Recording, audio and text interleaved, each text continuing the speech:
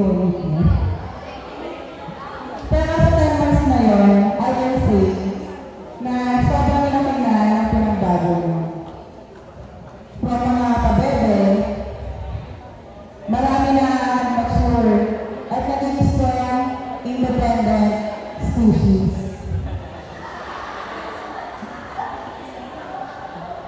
Pasensya na kung hindi kami yung malalambing na teacher sa grade 12 na ina-expect nyo.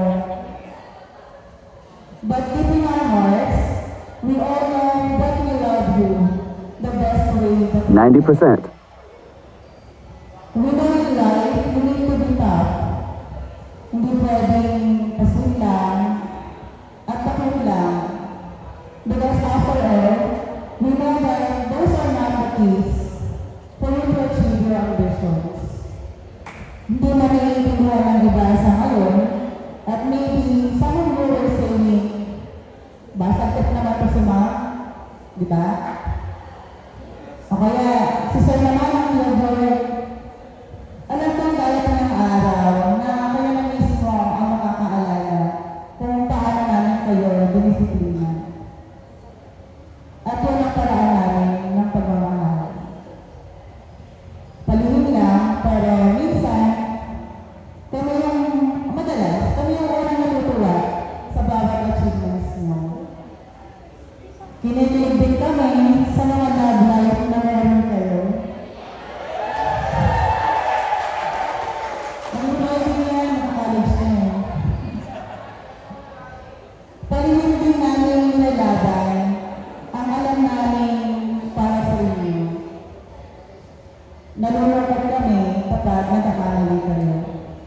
At hindi lang halata, pero nasasaktan din kami pag nasasaktan kayo.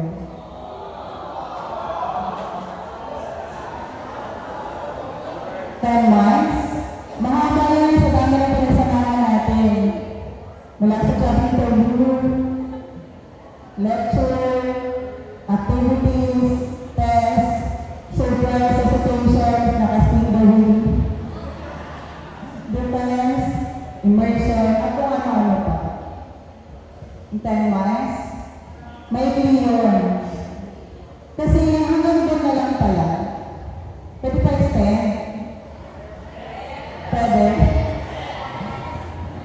Sana sapat na ang panahon na yan para maihanda namin kayo sa totoong laban sa buhay. With that, I want to leave these 3 quotes for you to ponder. Una, lagi ang hanap ng paraan. Dahil pangalawa, hindi mag-a-adjust ang mundo para sa'yo. At pangatlo, giving up is never an option. Kaya walang susuko. Alam namin na maging successful kayo sa buhay, hindi man sabay-sabay, pero okay lang. Sasabi nga ng Duni, ang buhay ay di karera. Ngayon, tuloy kayo sa katabi nyo. Hawakan niyo yung kamay. Hawakan yung kamay. At sabihin niyo, congratulations.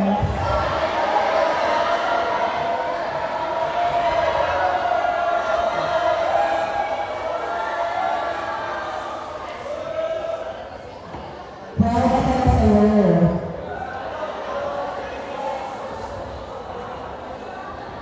At sabihin niyo sa kanila, mamimiss kita.